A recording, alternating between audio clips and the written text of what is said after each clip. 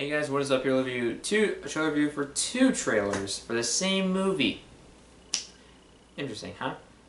Yeah, in case you already know the title of this, the reason you clicked on the damn video to begin with.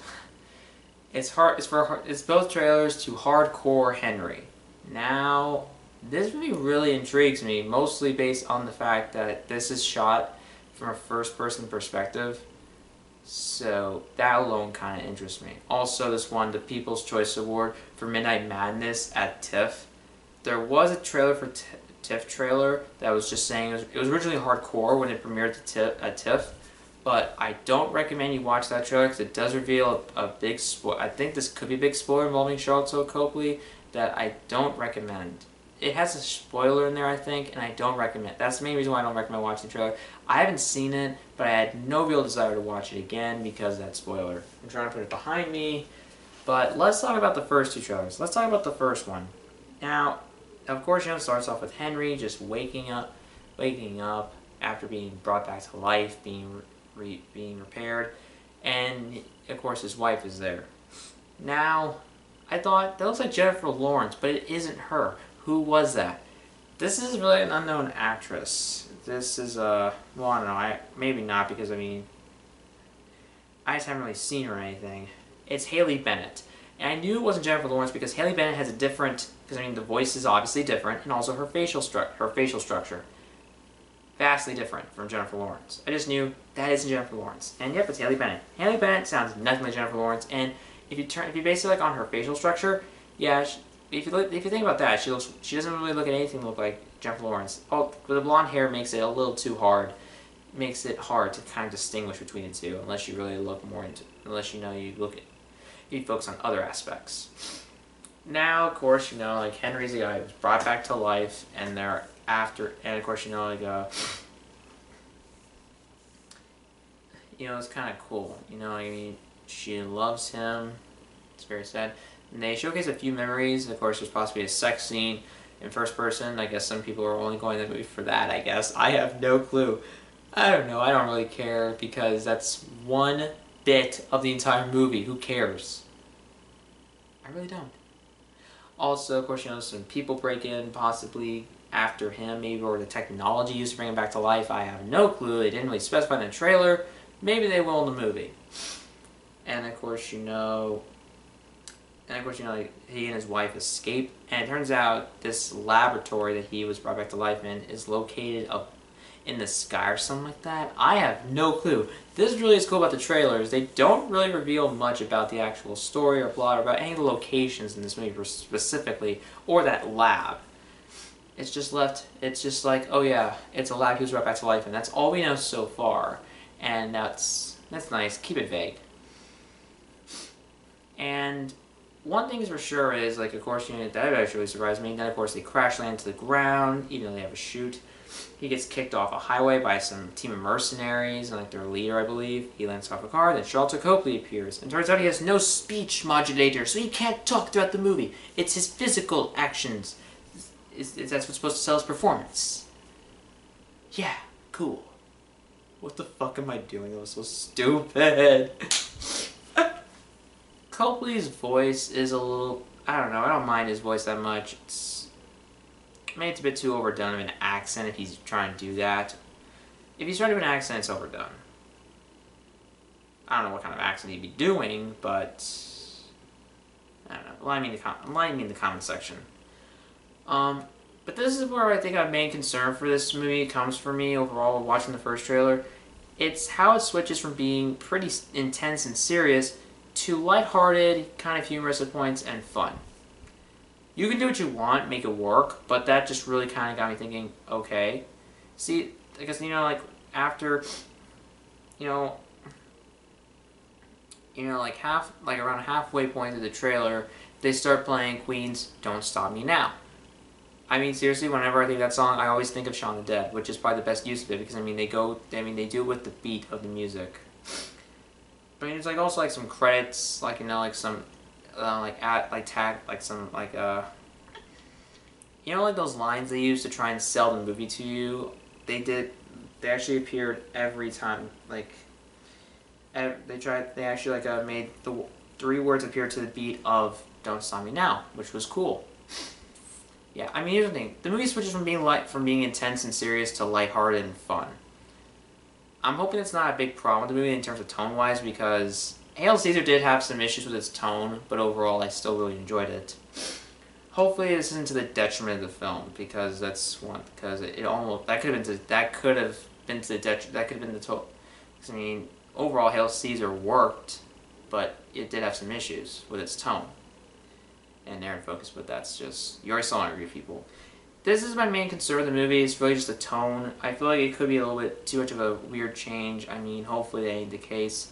Maybe they're just trying to do it to get the audiences pumped to see the movie. I have no clue, but also does have some humor in there, like, you know, Coakley saying, "Whoa, this is war, baby!" And also he's wearing, like, in his underwear, has like he just looks like he's high. It's like he's like all coked up or something like that. I don't know. It was so weird, but also kind of funny. And of course, you know, we see some cool action, though there is a chase scene on top of the framework for a bridge, or on top of a bridge, and the camera seems to be shaking a little too much. Now, I'm going to try to look at some of the IMDb trivia here. I mean, you can only trust, I mean, who knows who you can trust. I don't know what I'm saying, people. Damn it, my nose.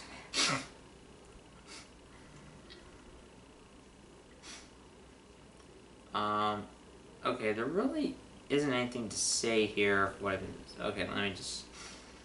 No, I enjoy the trailer. It's rewatchable, and I like these. Don't Stop Me Now. There's some cool action scenes there, but there is some concern, I think, with like the FPS gimmick. The point of view perspective. I mean, is that going to come off too gimmicky or something like that? And how about the camera? I mean, the bridge chase looked a little too shaky to me, or felt a little bit too unstable. I mean, I know it's a person running, and don't get me wrong, if they're selling the illusion, good job with that. But I don't know, maybe I'm just trying to find something to complain about, but I really just need to shut up, maybe. I don't know what they did with this. I don't know if there was something that they did involving the camera, maybe they filmed some sort, I don't know, I don't care at this point.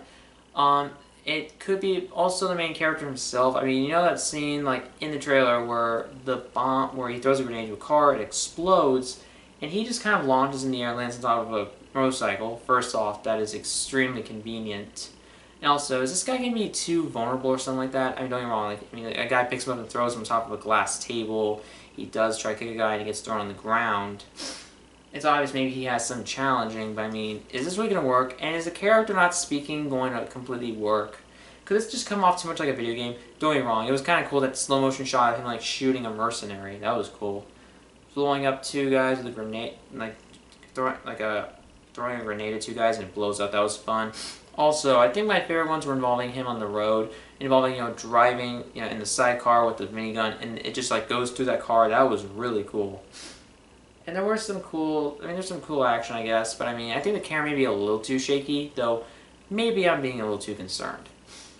The second trailer is kind of more highlighting of the more fun I guess, some serious aspects of it, but also some fun aspects. I mean, like, the second one has him rappelling down. I mean, like, the first trailer also ends with him doing this, and it just kind of keeps, it's just like, yeah, you get the idea. I mean, I feel like the tone could be a big problem in this movie. It's my main concern at this point. Though maybe I'm overreacting. Now, the second trailer, of course, him rappelling down, all that shit, and all the reviews they were posting, a mix of Jason Bourne, Captain America, and Call of Duty, which I understand because, of course, Call of Duty is first person. I love Modern Warfare, Modern Warfare 2. I really like Modern Warfare 3. Black Ops is fun, though. I love Nuketown. I don't own Black Ops 2. Or 3. Anyways, I do like some reviews. You know, it's like I like this one review. It's my favorite. Is like the Raid and Kingsman had a really fucked up baby. That was actually probably my favorite review of them all. I don't know about Tim Roth. I mean, he seems to be having a bit of an appearance in there. Maybe he won't have any. That's in the first trailer as well. Second trailer showcases some more entertainment, some of the more action elements of it, and And also, it's also like Charles Jacoby's where like had like camouflage paint on his face, and he says, "Don't change that channel," right to his face. I don't know if that's supposed to be like some sort of like, I don't know. That's supposed to be fourth wall break or something like that. I don't know. I mean, the tone is really what's really confusing me the most of it. Maybe I'm overreacting, but I really am a bit concerned. From what I've seen, it just looks like fun. It's a cool idea, but like I said, there's just problems. There's some concerns I have with it.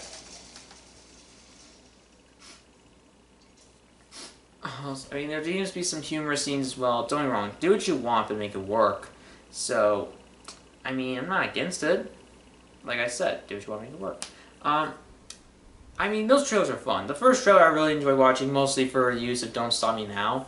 And it's a cool concept. There's a really cool concept here, and it looks like it could be a lot of fun. But I'm just thinking, is it supposed to, I mean, is it going to succeed as a piece of entertainment? Maybe so. I mean, it's a cool concept, and there's a really cool idea here.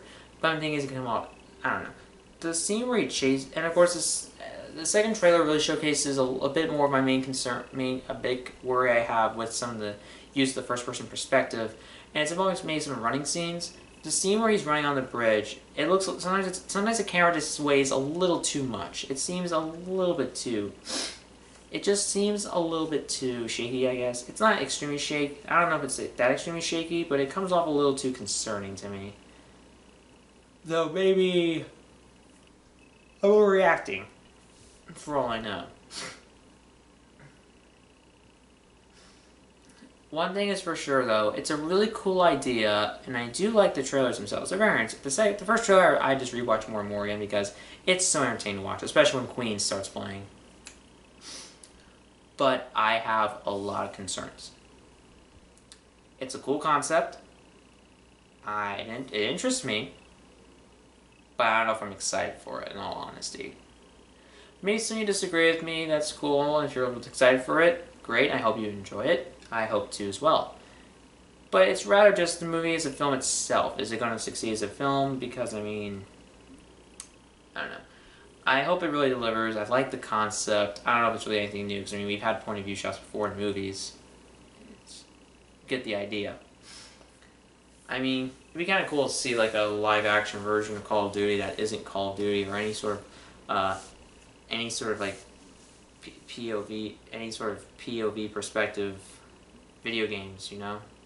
Not just FPSs, but also like anything else. Games that have a first-person perspective, first-person point of view, you know?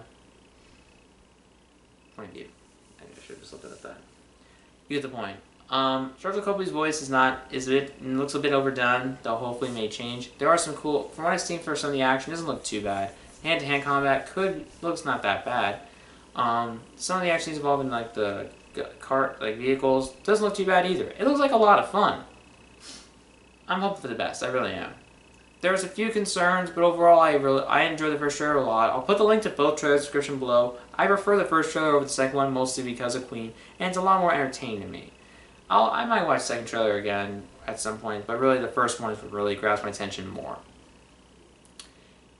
I like both trailers. I'm interested in and very hopeful that the movie will work, but I have concerns. I have worries, but, you know, I don't have to worry about that now because we have Batman v Superman coming out in 2 more weeks. That's what I'm really concerned about, people. I'm not even joking. I seriously am not joking about that. Anyways, guys, that is my review for the first 2 trailers to Hardcore Henry. Comment below. What are your thoughts on the trailers? Which one do you prefer over the other? Do you like watching both equally? Are you excited? What are your thoughts on the movie? Are you excited for it? Are you dreading it? Do you have no real opinion on it? Like, what are your thoughts on the movie? Are you anticipated? Like, how anticipated are you for it? Thanks for watching, guys. Subscribe to the channel for more videos.